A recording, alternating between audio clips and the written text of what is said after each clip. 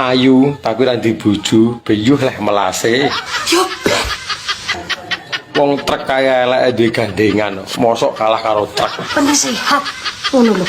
Sehat nek apa-apa dhewe ora nelongso ya. Lah masalah bojo kuwi oleh tumbas. Kowe tak tertani sak menika, kalau ting keluar cak murah-murah ki, Pak.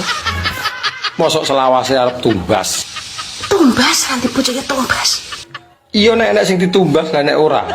Bojone kancane barang yo oleh ngono ki becik disile. Sedelono pira entuk tak cakok yo rumah saka kok greget jalan. Iya nek bojone kancane oleh disilih lah nek ora. Eman-eman ayu-ayu ora di bojo.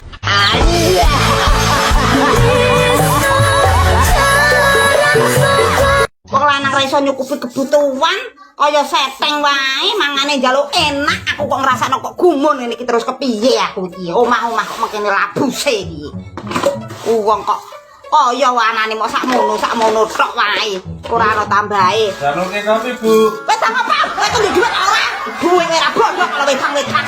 Aku ngene iki lho wis gregetan perkara mikir kebutuhan iki aja ngwedok iki user golek. Kali lubang tutup lubang ora bodoh. Ana wedang barang.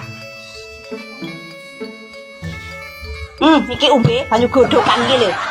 Bu, aku ki njaluk wedang kopi kok malah mbok gawekno banyu godhokan kepiye no? Kowe iku ngayani pira? Ape njaluk wedang, njaluk mangan? Kaya apa kowe? Wong wedok iki lho muser-muser mikir buan kowe mbok samani nyantai wae enak. Kae pas terusan wong wedok iki ora pusing. Kok ora wedok mati